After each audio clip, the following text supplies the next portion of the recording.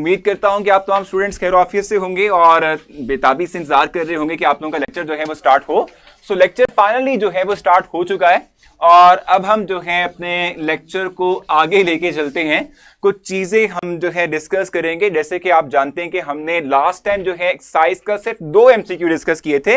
सो आज हम एक्सरसाइज के फर्दर एमसीक्यूज की तरफ मूव करेंगे और कुछ नई डिस्कशन करेंगे, कुछ नई बातें हमने करनी है। जैसे देखो, हमने पहले 2 एमसीक्यू सॉल्व किए थे, अभी हम थर्ड की तरफ जाने लगे हैं। थर्ड एमसीक्यू आप लोगों को जो है समझाऊंगा। थर्ड एमसीक्यू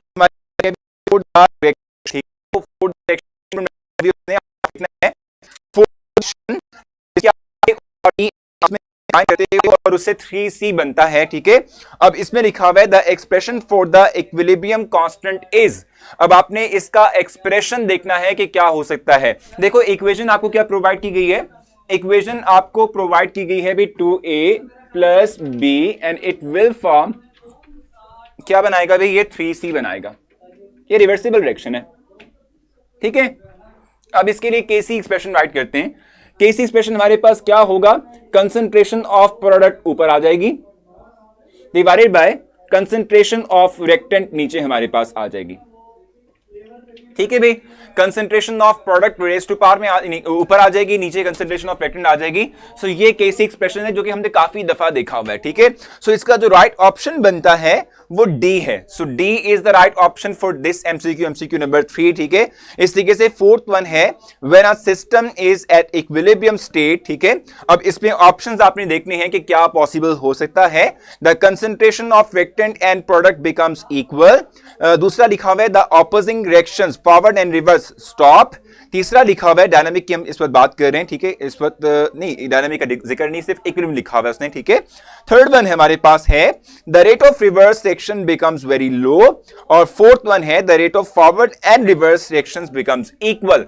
तो अगर आप इक्विलिब्रियम की डेफिनेशन देखते हो, सो इक्विलिब्रियम की डेफिनेशन में भी आपने ये बात अंडरस्टैंड की हुई है कि रेट ऑफ फॉरवर्ड और रिवर्स रिएक्शन जो है ये आपस में इक्वल हो जाते हैं। सो इट मींस के अगर आप जो है इक्विलिब्रियम की बात कर रहे हो, सो रेट ऑफ फॉरवर्ड और रिवर्स रिएक्शन जो है, ठीक है, ये आपस में इक्वल होते हैं। तो डी इसका ऑप्शन, यानी फोर्थ क्वेश्चन का, फोर्थ एमसीक्यू का जो डी ऑप्शन है वो आपके लिए राइट बनता है। ठीक है, इस तरीके से फिफ्थ वन है विच one of the following statement is not correct about active mass. अब उसमें आपने देखना है कि ऑप्शन कौन सी सुटेबल लगती है आपको। Rate of reaction is directly proportional to active mass, जाहिर सी बात है rate of reaction directly proportional to होगा टू एक्टिव मास। ठीक है, सर ये हमारा ये नहीं है फेडरल बोर्ड, तैयबा कह रही है। सो तैयबा, आपकी बुक से भी मैं एक्सरसाइज करवाऊंगा आप लोगों को, बेफिक्र रहें यार, थोड़ा सा वेट करना है आपने। आपकी एक्सरसाइज से भी जो है वो हम करवाएंगे, एक्सरसाइज से भी एमसीक्यूज करवा दूंगा। आप लोगों के नोट सेपरेटली तौर पे आपको जो है मिल जाएंगे, कोई इशू नहीं है। ठीक है सर, अगर स्टैटिक इक्विलिब्रियम का पूछा जाता तो फिर उसमें ये होता, उसमें ऑप्शन ये ठीक रहती कि जब इक्विलिब्रियम डेवलप होता है सो उसमें रिएक्शन स्टॉप कर जाता है, रिएक्शन विल सीज। ठीक है सर, आपने मेरी बात मान ली कि मैसेंजर फिर चेक नहीं किया। देखो भाई मेरी बात सुनो, कल तक तो, और दोबारा से वहीं से बात स्टार्ट करते हैं जहां से सर 1 और 2 का ताहिर मैंने कल करवाया था आप लोगों को। 1 और 2 का एमसीक्यू जो है मैंने कल आप लोगों को करवा दिया था। ठीक है, 1 और 2 एमसीक्यू को मैंने सॉल्व कल करवा दिया था। और वो कैसे, वो क्या करवाया था भाई देख लो, उसका भी आंसर बता देता हूं, उसमें कोई मसला नहीं है। ठीक है, पहले का क्वेश्चन का आंसर क्या था? The characteristics of reversible reaction are following except. इसमें से कौन सी नहीं हो सकती? फर्स्ट ऑप्शन था products never recombine to form reactant. दूसरा था दे नेवर कंप्लीट। अब देखो उसमें पहला ऑप्शन ही ठीक ऑप्शन बनता है, फर्स्ट जो एमसीक्यू है ना, कि देखो अगर आप रिवर्सिबल टाइप ऑफ फ्रिक्शन की बात कर रहे हो तो प्रोडक्ट ने तो डिकंपोज होना ही है, प्रोडक्ट ने तो रिकंबाइन होना ही है। ठीक है, प्रोडक्ट रिकंबाइन होगा तभी तो रिएक्टेंट में कन्वर्ट होगा। सो इट मींस के पहला ऑप्शन जो है यानी ए ऑप्शन जो है ये राइट ऑप्शन बनता है इस फॉर्म में कि ये कैरेक्टरिस्टिक नहीं है रिवर्सिबल टाइप ऑफ फ्रिक्शन की, ये फर्स्ट आ जाएगा, फर्स्ट का ए ऑप्शन ही है। ठीक है, अच्छा उसके बाद दूसरा हमारे पास है इन द किलन। ठीक है जी, अब यहां पे लिखा हुआ था कि गोज टू कंप्लीशन। देखो ये एक जो हमारे पास कैल्शियम कार्बोनेट है ना, ठीक है, अगर ये क्लोज कंटेनर के अंदर हो तो ये एक रिवर्सिबल टाइप ऑफ फ्रिक्शन होता है। अगर आप इसको ओपन कर दो तो ये एक सिंपल जो है इरिवर्सिबल टाइप ऑफ फ्रिक्शन, जिसमें हम कहते हैं कि रिएक्शन जो है वो कंप्लीशन की तरफ जाता है। और उसकी रीजन क्या है? उसकी रीजन है सी ऑप्शन, CO2 स्केप करता है। CO2 जो है हम कहते हैं कि सिस्टम से सराउंडिंग में ट्रांसफर होगा। ठीक है, और उसके बाद हमने चौथा कर लिया था, पांचवा हम डिस्कस कर रहे थे, which one of the following statement is not correct about active message. तो उसमें ए ऑप्शन हमारे पास क्या है, rate of reaction is directly proportional to active mass. दूसरा है दूसरे ही हमारे पास है active mass is taken in molar concentration. तीसरा हमारे पास है active mass is represented by square brackets. Fourth one है active mass is means total mass of substance. तो जो चौथा वाला हमारे पास है ना, ठीक है, फोर्थ जो इसका डी ऑप्शन बनता है, it's not characteristic of active mass, यानी इसको हम रिलेट नहीं करते, ठीक है।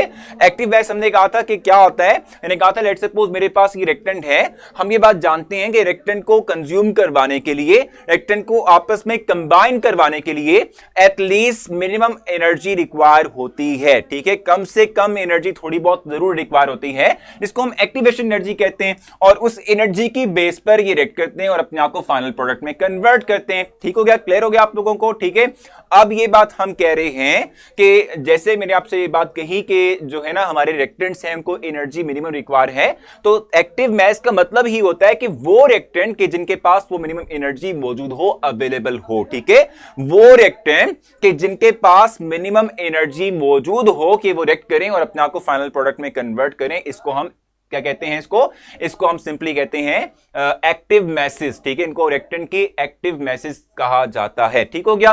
सो ये बेसिक टॉपिक हमारे पास क्या है कि और ये तमाम सब्सटेंस नहीं हो सकता, जैसे मैंने 5 ग्राम ए लिया हुआ है, 5 ग्राम बी लिया हुआ है, ठीक है, तो जरूरी नहीं है कि 5 gram of each reactant will be considered as active mass, ठीक है, ये लाजमी नहीं है। इनमें से 3 ग्राम भी हो सकता है, इनमें से 2.5 ग्राम भी हो सकता है, इनमें से 2 ग्राम भी हो सकता है, ठीक है। सो हम ये बात कहते हैं वो मैस ऑफ द रिएक्टेंट के जो जिनके पास मिनिमम एनर्जी हो, ठीक है, अवेलेबल हो, इसको हम कहते हैं इट्स कॉल्ड एक्टिव मास, ठीक है, इसको हम एक्टिव मास कहते हैं, ठीक हो गया। अच्छा, इस तरीके से हमारे पास फिफ्थ का आंसर क्या हुआ, डी ऑप्शन, ठीक है। सिक्स्थ वन क्या है, when the magnitude of KC is very large it indicates, यानी कि जब केसी की वैल्यू बहुत ज्यादा बड़ी होती है तो ये किस चीज को इंडिकेट करता है, ये किस चीज को आपको एक्सप्लेन करेगा, बताएगा, ठीक है, कि हमने देखना है। Reaction mixture consist of almost all products, ठीक है।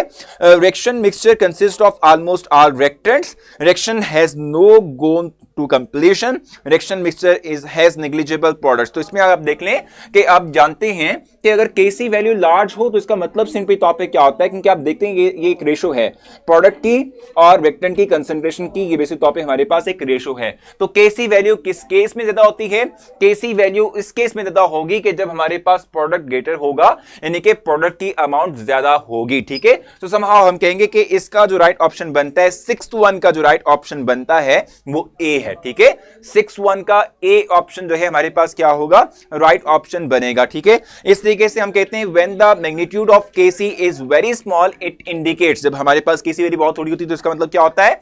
अब यहां ऑप्शंस देख लेते हैं, फिर आपको बता दूंगा कि equilibrium will never establish, all reactant will converted into the product, और तीसरा हमारे पास ऑप्शन है reaction will go to completion, and D हमारे पास ऑप्शन है the amount of product is negligible. देखो केसी की वैल्यू तब कम होगी जब हमारे पास डिनोमिनेटर के अंदर जो मौजूद चीज है वो थोड़ी ज्यादा हो और जो नोमिनेटर में मौजूद वैल्यू है वो थोड़ी हो। जैसे फॉर एग्जांपल हम ये कह लेते हैं कि अगर 1/100 हो तो ये 0.01 है, अगर ये 1/1000 हो तो हम कहते हैं 0.001 होना चाहिए, अगर इवन के 1/10,000 हो जाए, ठीक है, सो हम इस केस में कहते हैं कि ये 0.001 आ जाएगा, ठीक है। तो समहाउ जैसे जैसे आप जो है डिनोमिनेटर की वैल्यू को बढ़ाते जाओगे वैसे वैसे हम कहते हैं कि जो ओवरऑल फ्रैक्शन की वैल्यू है वो छोटी होती जाएगी, यानी केसी वैल्यू छोटी होती जाएगी, ठीक है। सो हम डी ऑप्शन इसका राइट ऑप्शन मानेंगे, ठीक है।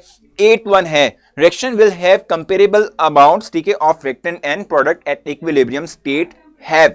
अब यहां पर क्या होता है कि भी रिएक्टेंट और प्रोडक्ट की अमाउंट अगर कंपेरेबल हो तो हमारे पास जो केसी वैल्यू है वो मॉडरेट होती है, ठीक है। मॉडरेट केसी वैल्यू हम कहते हैं कि हमारे पास होगी। मॉडरेट का मतलब होता है कि तवाजुन, यानी कि ना बहुत बड़ी और ना ही बहुत छोटी केसी की वैल्यू हमारे पास हो, ठीक हो गया। अच्छा, इस तरीके से हमारे पास नेक्स्ट वन 9th वन है, यानी सी 8 का ऑप्शन हमारे पास क्या हुआ, ठीक, सी ऑप्शन इसका राइट वन हुआ, ठीक है। 8 का क्या है भाई, 8 का सी ऑप्शन इसका राइट है, ठीक है भाई। इस तरीके से है at dynamic equilibrium the reaction stop to proceed, the amount of reactant and product are equal.